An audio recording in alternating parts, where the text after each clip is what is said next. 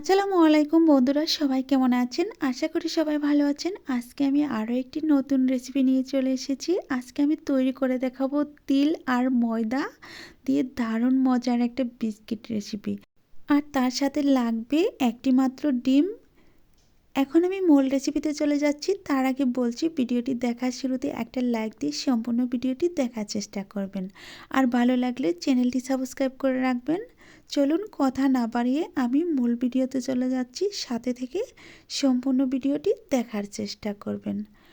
আজকের রেসিপি তৈরি করার জন্য একটা মিক্সিং বোল নিয়েছি, তার সাথে নিয়ে নিচ্ছি একটা ডিম আর নিয়ে নিচ্ছি স্বাদ মতো চিনি, তার সাথে দিয়ে দিচ্ছি স্বাদ মতো লবণ। এখন আমি একটা হ্যান্ড উইক্সের সাহায্যে সবগুলো একত্রিত করে ভালোভাবে মিশিয়ে নিব।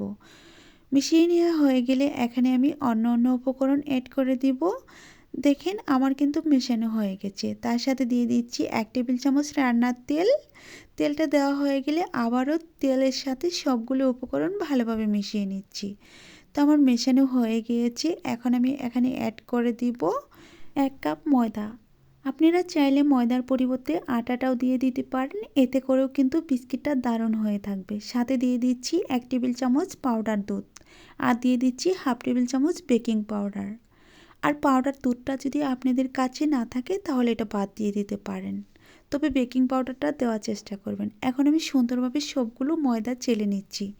যখন চেলে নেওয়া হয়ে যাবে তখন আমি এই মিশ্রণটা দিয়ে সুন্দর একটা ডো তৈরি করে নেব। দেখেন আমি হাতের সাহায্যে মেখে সুন্দর একটা ডো তৈরি করে নিচ্ছি।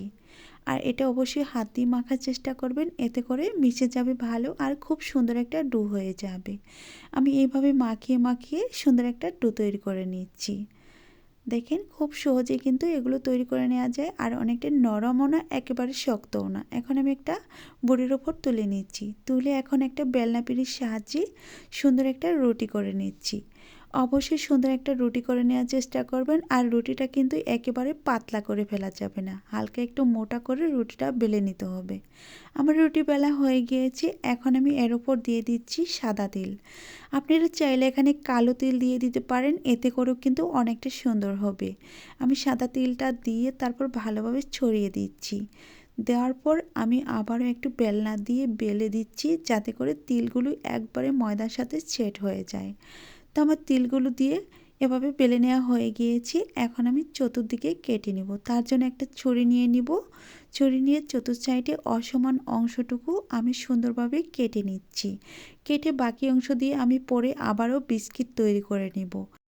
দেখেন আমি কিভাবে কেটে নিচ্ছি। কেটে নেওয়া হয়ে গেলে আমি এখন মাঝ বরাবর ভাগ করে নিচ্ছি।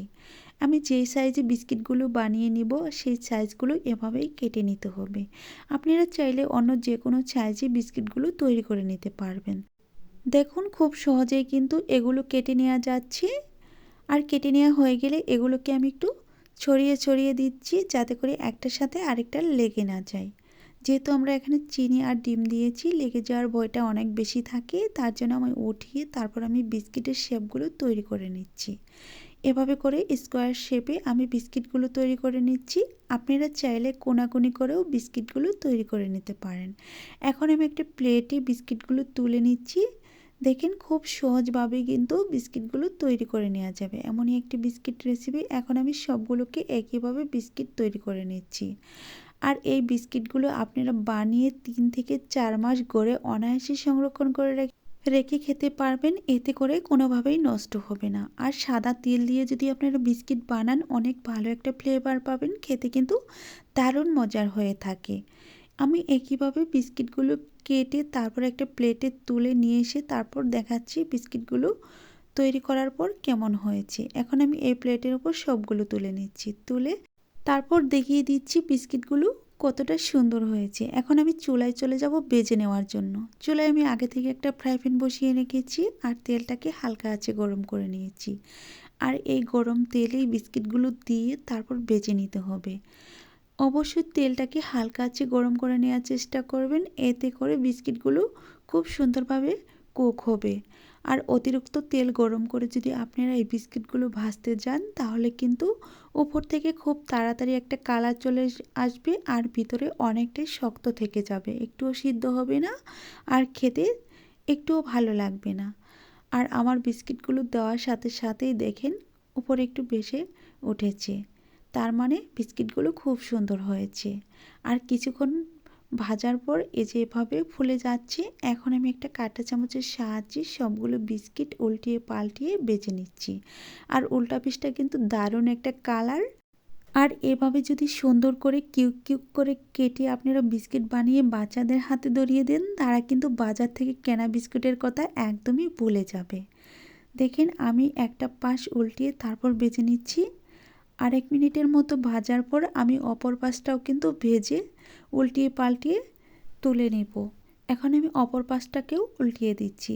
আর দেখেন বিস্কিটগুলো কিন্তু এখন অনেকটা বেশি ফুলে গিয়েছি, আর দেখতে কিন্তু অসম্ভব সুন্দর লাগছে। এবার আমি উল্টিয়ে পাল্টিয়ে ভেজে তারপর তুলে নেব। আর যতক্ষণে আমি বিস্কিটগুলো ভেজে তুলে নিচ্ছি ততক্ষণে বলছি আজকের রেসিপিটি কেমন হয়েছিল অবশ্যই কমেন্টের মাধ্যমে জানিয়ে দিবেন। আর ভালো লাগলে চ্যানেলটি সাবস্ক্রাইব করে রাখবেন। আর যদি ভালো লেগে থাকে তাহলে পাশে থাকা বেল বাটনটি অন করে রাখবেন আমার চ্যানেলে ভিডিও সবার আগে পাওয়ার জন্য। এখন আমি একটা শাকনার সাহায্যে সবগুলো বিস্কিট তুলে নিচ্ছি। তুলে তারপর সবগুলো বিস্কিট একত্র করে তারপর নিয়ে এসে দেখাচ্ছি সবগুলো বিস্কিট ভাজার পর কেমন হয়েছে। দেখেন কতটা সুন্দর হয়েছে আর কত মুচমুচে হয়েছে। আপনারা এটাকে একটা বয়মের ভিতর ভরে 3 মাসের মতো ঘরে সংরক্ষণ করে রেখে খেতে পারবেন। একটুও নষ্ট হবে না, খেতে কিন্তু দারুণ হয়ে থাকবে। এখন আমি একটা বিস্কিট ভেঙে দেখাবো। আর যতক্ষণে বিস্কিটগুলো ভাঙছি ততক্ষণে বলছি প্লিজ বন্ধুরা আমার চ্যানেলটি সাবস্ক্রাইব করে দিয়ে আমার বন্ধু হয়ে যাবেন। আর তার সাথে অনুরোধ রইল আজকের রেসিপিটি অবশ্যই বাড়িতে একটু ট্রাই করে দেখতে পারেন। দারুণ রেসিপি বানিয়েছি, আপনারা অবশ্যই পছন্দ করবেন। তো আজ এই পর্যন্তই। ভালো থাকবেন, সুস্থ থাকবেন, আল্লাহ তাআলার কাছে এই কামনা করে বিদায় নিচ্ছি। খোদা হাফেজ।